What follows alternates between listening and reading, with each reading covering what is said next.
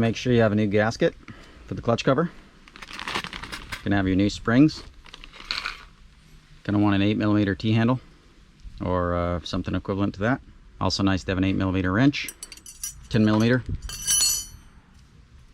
and a T50 Torx to get the foot peg assembly off. Okay, this is probably the most complicated part of the procedure, and even it's not complicated. You just have to make sure you have the right tools. Like this, I think it's maybe a 19mm or a T50, and then you're going to remove this bracket so that we can get full access to the cover. Otherwise, it's a little bit of a pain in the butt.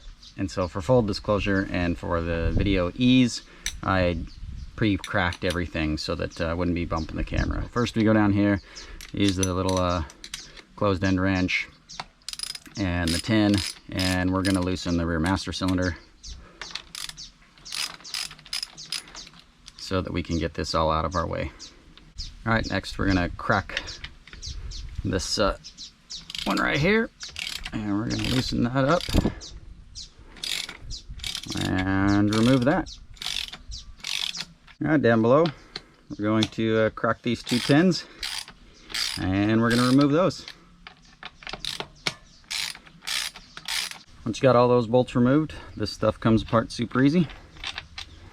Get that bugger out of there, and this will all lift away, and it'll pull away from your master cylinder. You can see your little plunger here, and if you want to make any brake height adjustments, this is the time to do it, because this is a lot easier to access when this is off. And if you didn't already notice, the bike is on its side, so what we're going to do is we're going to break loose all the bolts on the clutch cover all the way around. Okay, now we're going to remove the oil filter cap.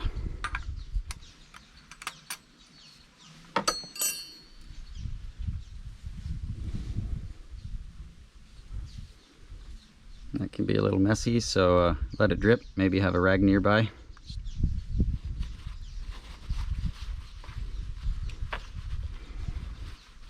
Check that out of the way. Okay, now we'll go through and finish up on all these clutch cover bolts and take the cover off.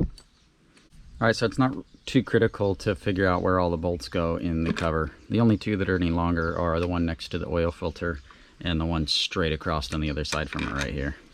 So those are the only two that are longer. Just kind of keep a note on where those go.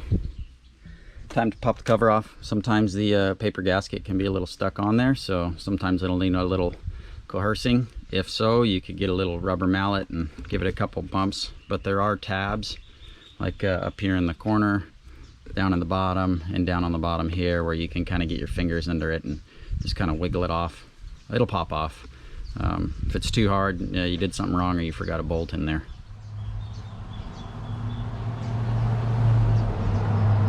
It might be a little bit messy under there, so pop the cover off, and that's it. Got the cover off and everything's exposed underneath. Okay, next step, let's just go ahead and very lightly pull the gasket off.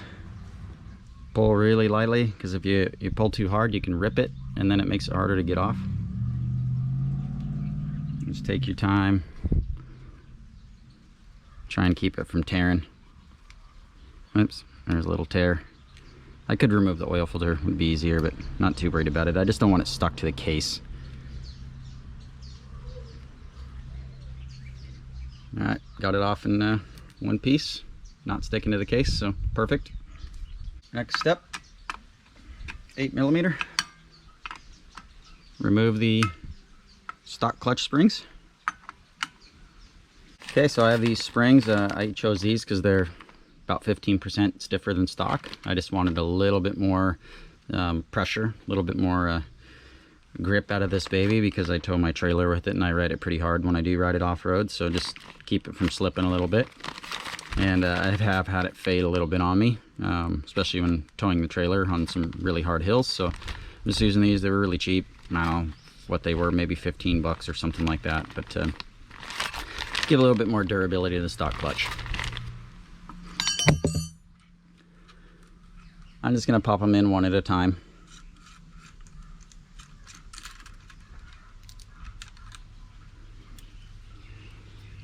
And we can see they're the same length. This is the OEM one. This is the EBC one. So it looks good to me.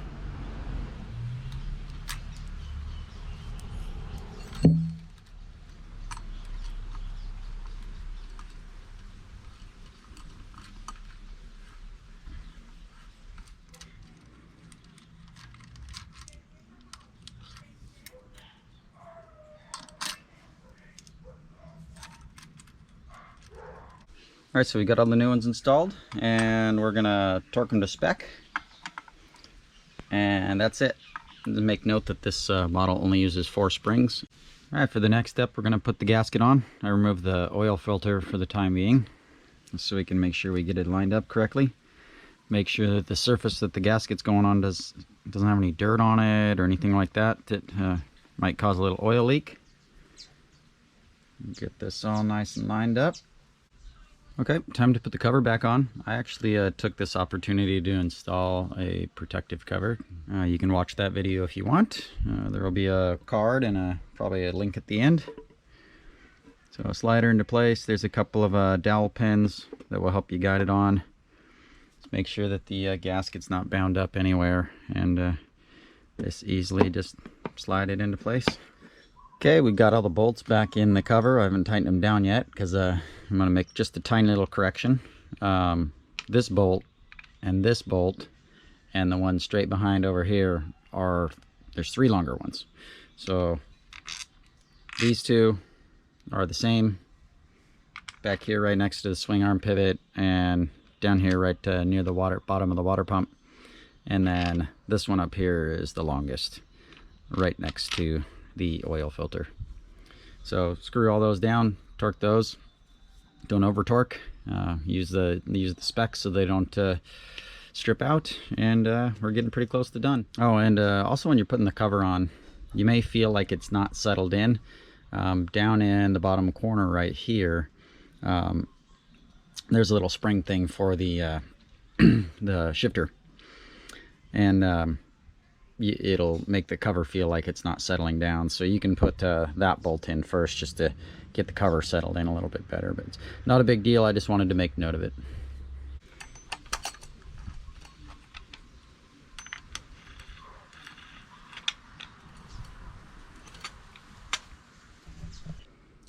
Okay, I'm going to reinstall the oil filter,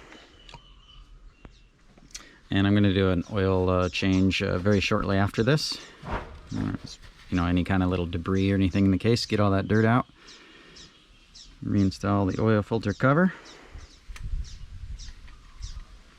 And back on with the foot peg assembly. Take the mass cylinder, get the little plunger in the hole.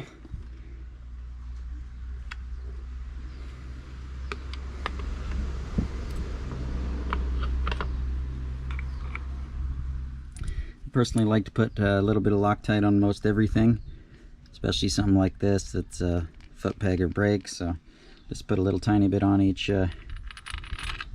set of threads, not to go overboard with it, just a little something extra.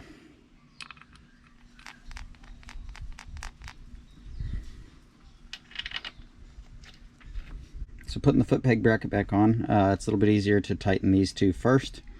Just finger tight the one at the top, the big one up here. I guess you can't see because the foot peg's in the way, but it's a little bit easier to get these lined up and straight when putting the bracket on if you do these first down here at the bottom before you snug the top one all the way up. So keep it free floating a little bit, and we always want to do the brake last because we get all this settled in, and then we can adjust the master cylinder where we want it to. To get the brake in place here, we want to hand tighten everything up. And these are lock nuts down here. I also use little tiny bit of blue Loctite on them anyway. So get your 10mm on there, push it forward with your fingers, and then get the wrench on the other side and just snug it up so it holds it in place. And then get back onto the front one, snug that one up into place, and then go back and tighten them appropriately. And like I said, these are lock nuts. Get a little blue Loctite on there. You definitely don't want your master cylinder to come loose. You don't need to over tighten them, but you know, don't need to over tighten anything. Just get it to the right spec. It'll hold in place. So there you have it. That's all there is to it. It's pretty simple. If you want to see more 690 wrenching videos, check out the links and stuff in here somewhere. I'll link to a playlist or something, and I will catch you guys in the next video.